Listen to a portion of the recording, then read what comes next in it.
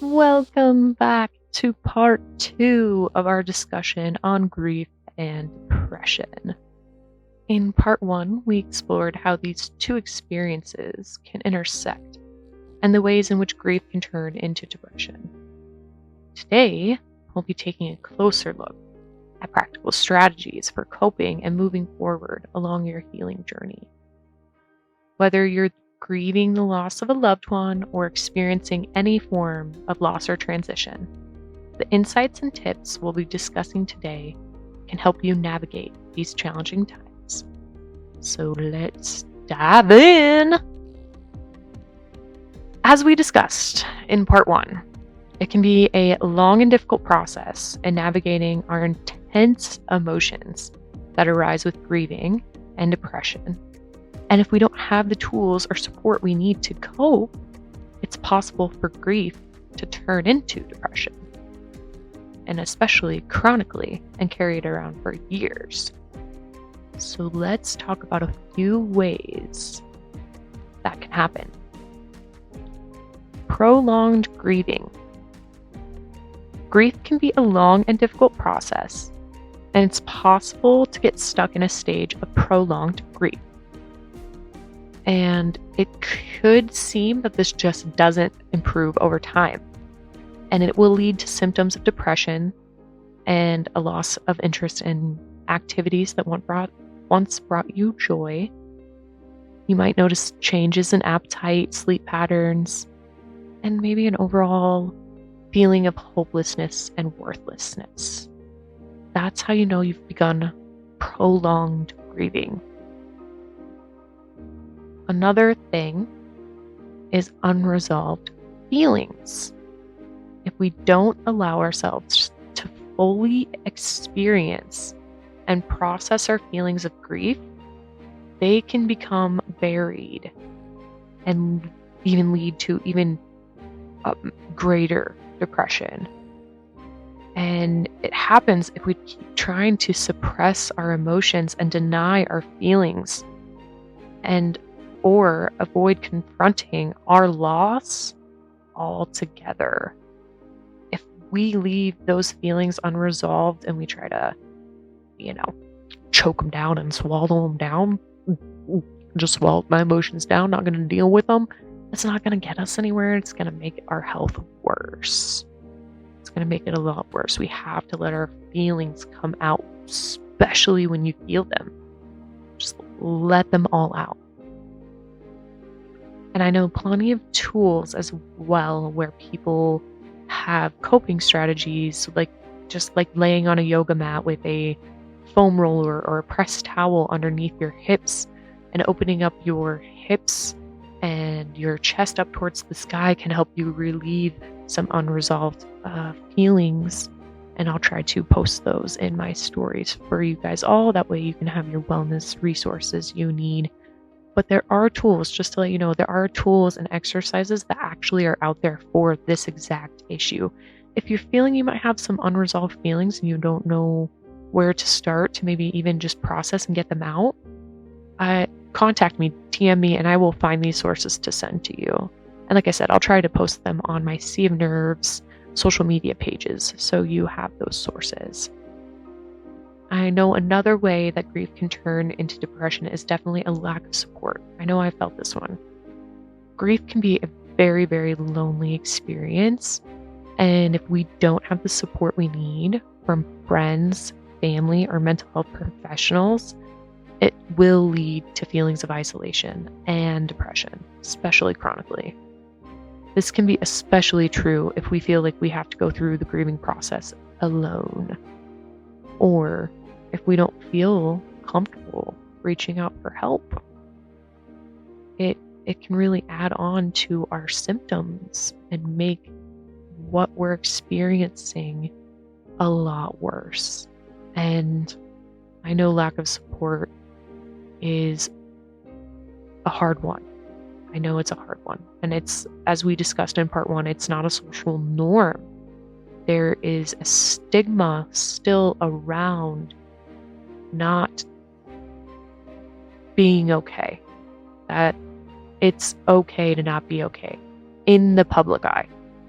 in the structure of our society.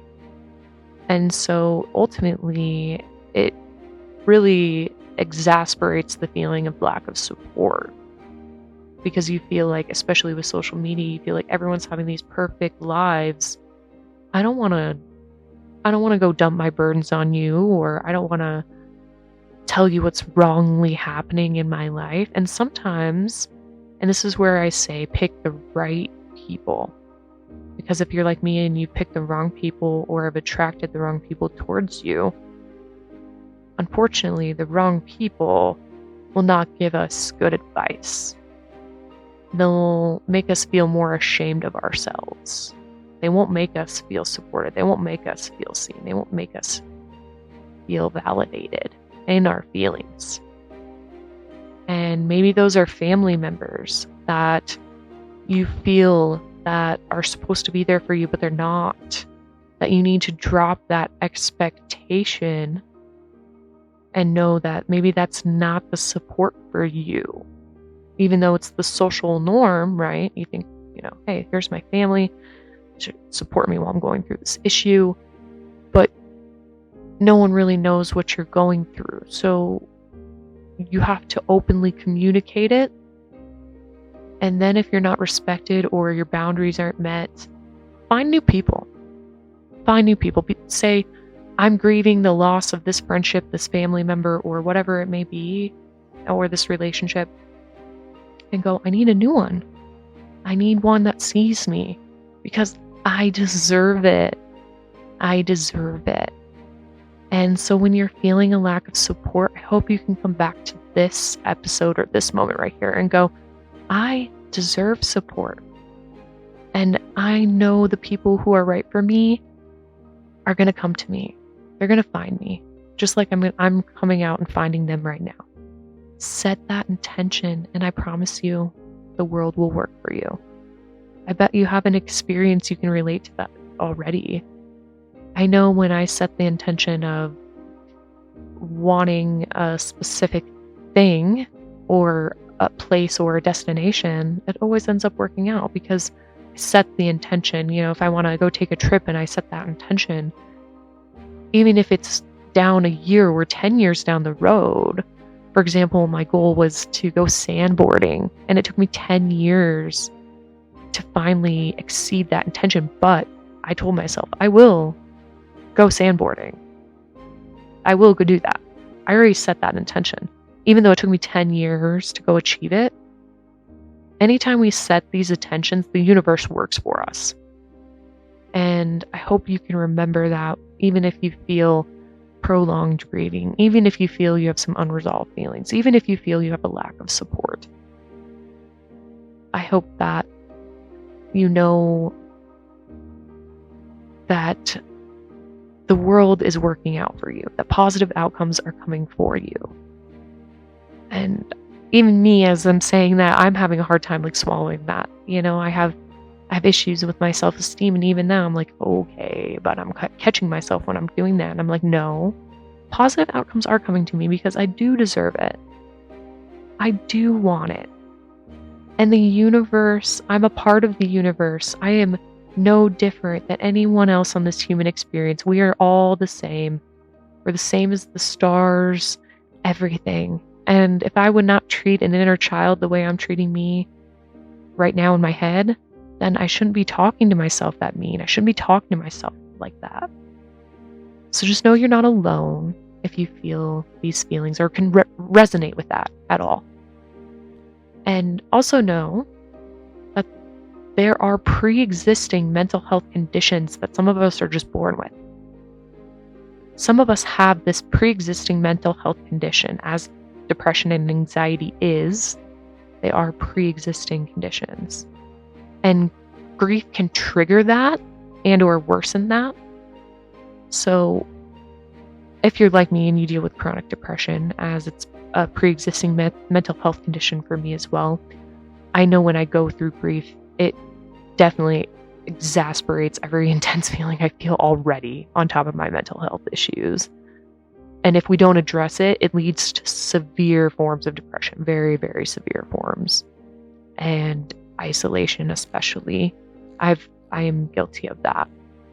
And it's important to remember that grief and depression are not the same thing, though they can be related. So if you're struggling with intense feelings of grief and or depression or both, like I do some days, excuse me, it's important to seek that support from a mental health professional, like I said, a trusted support network that makes you seen, validated, and heard in the feelings that you feel, in the truth that you feel. And with those right tools and resources, it's very possible to move through our grieving process, emerge on the other side with this awesome renewed hope and resilience. Resilience and hope are crucial aspects of the grieving process. Crucial. While it can be difficult to see beyond our pain and sorrow in the moment, it's important to remember that we're capable of healing and finding joy again. That's why I love my chaos to reorder. It's easy to remember or set the expectation in your head when you go, you know what, I might just have to rebuild this today. I might have to rebuild the structure that serves me, but I just might have to rebuild it today. Maybe it'll go back to normal tomorrow, maybe it won't. But that's why it's important, because in times where you feel completely alone on the journey, these small affirmations can bring you back to that remembrance of how capable you are, and that you can and find and will find joy and healing. It will come to you again. We all have that roller coaster. So if you're in the down, just know that you're going to go on the up. Sooner or later, you're going to go on the up. One of the most powerful ways to cultivate resilience and hope is, as we've been saying over and over in this episode, seeking out that support from people we love, people that make us feel good. I've had a very hard time with this. I know how much easier this is said than it actually is able to be done and applied. But I have learned from very, very hard lessons to just ask for help. Just ask for the help. Don't try to do it on your own. It leads to more pain for everyone, especially you. And truthfully, no one in this world can get through anything alone. In fact, one of my favorite authors, which is leading into my favorite quote from my favorite human on this planet right now, and she keeps inspiring me daily, especially to move this podcast forward, and that is Brené Brown. I know a lot of people are familiar with her. And as she quotes on this topic, none of us can make it through this world alone. The key to resilience and well-being is learning to lean on the support and connection of others. Again, that's from the beautiful author, Brené Brown. This might mean reaching out to friends and family for emotional support, maybe connecting with a therapist or grief counselor, maybe finding a support group with people who have experienced a similar loss or experience that you have. Again, it's not easy, but being alone is a lot harder. Trust me. Making the choice to find the right type of people for you and your energy will look different. But for me, I can tell you what helped me. I needed to write down everything I needed from my friends, family, and loved ones. And with that, knowing what I needed, it gave me the confidence to know, hey, I have hope that these friends will show up, meet my needs when the time is right, not by the order of my time. I'm not in control. The universe is in control. But in the right time, those people will show up for me. And I know exactly what I'll need from them because I just wrote it down. And that's why I like talking about the intentions and how that works. It's not just about putting it out there, it's about completely helping you change your mindset. As another important aspect of building resilience and hope is taking care of ourselves, both physically and emotionally. This includes getting enough sleep, rest, exercise, or movements, even if it's small little movements, just a small movement, even if it's, hey, I'm going to get from my bed to my couch today. I'm going to get from my bed to the floor today. That's a good movement you should be proud of. Put that intention. I'm going to do this one movement today. Check it off your list. Guarantee you'll feel a lot more accomplished than feeling like you didn't do anything because the intention wasn't there. I hope that makes sense. But these self-care practices, ultimately, even eating healthier, practicing mindfulness, I post a lot of Reiki sessions, anything that helps you to engage in the activity that brings you joy and fulfillment. That's our goal. That's all we need. Just small little bits of delight every day. And that's going to help us slowly work through the grieving process. Again, not in your order of time, but in the universe's order of time. So remember just to stay patient. And above all, it's important to remember that healing is a process. And it's okay to take the time you need to grieve, that you need. Take the time you need, not someone else needs, not the neighbor needs, not whoever else, just what you need. And I hope you can write that down. Like, I need 3 days to rest, and you do that for yourself. I really do. Because that's really important. Your process is what's most important, and how you process your emotions. And how much time you take is up to you. And it doesn't make you any less worthy or capable or anything that social norms might try to tell you. It makes you a good ass motherfucking human because you're taking the time to better yourself. And when you're bettering yourself, you're bettering others around you because you're showing up as your authentic self because you took care of yourself. And there's always going to be ups and downs along the way, but by staying connected to our support networks, taking care of ourselves in these ways, and staying focused on the now and what we can do to help ourselves and others, that's ultimately how we can cultivate that resilience and hope we need to move forward, especially in our grieving processes. So to anyone who's struggling with grief or depression, know you're not alone. It's okay to ask for help. And it's possible to find joy and hope again, even in the midst of your pain. With time, patience, support, you can and will emerge from this experience stronger and more resilient than ever before. You're going to look back on this time and you're going to be like, oh my gosh, I am such a different person. And for that, I am proud. I hope you are proud of yourself because you deserve to be.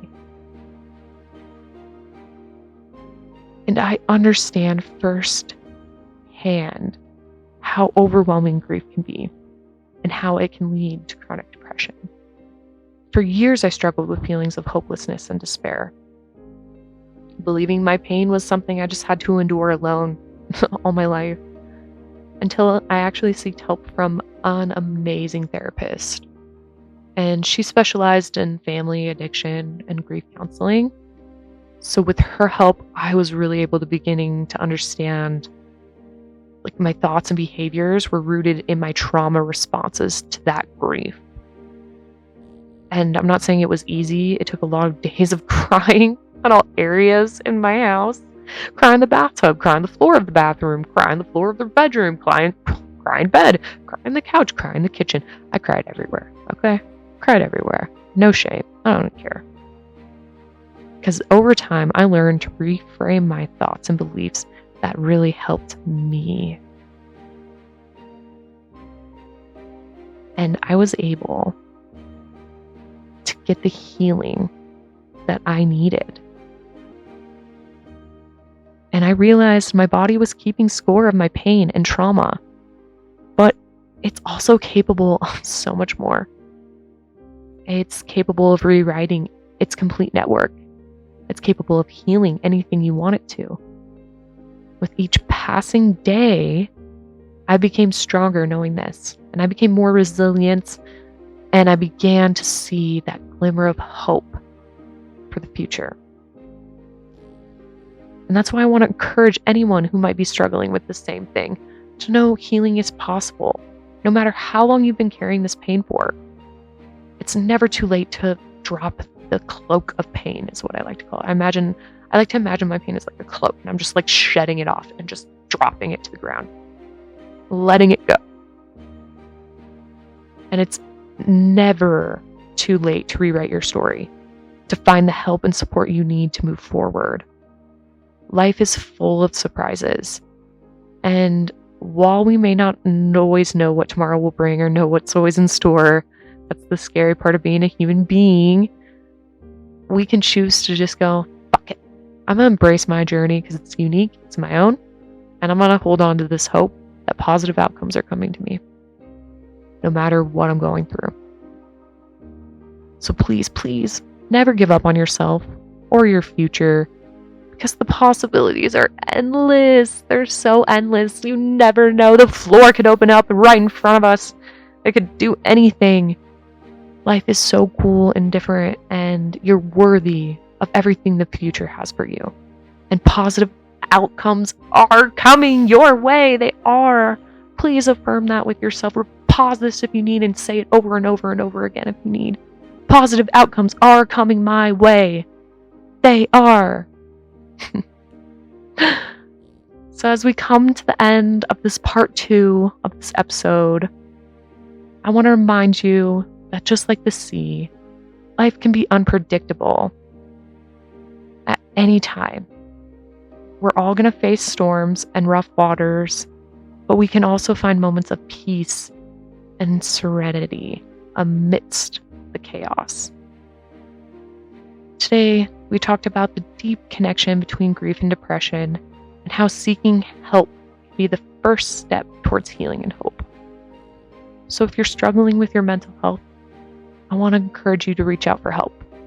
Just like a sailor seeks the guidance of a lighthouse in a stormy sea, there's no shame in asking for support, and no journey that cannot be navigated without the help of others.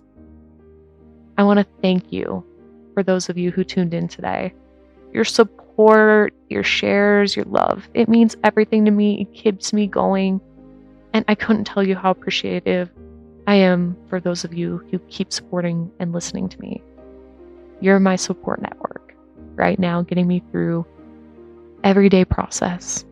And I thank you for that. Really, really thank you for that.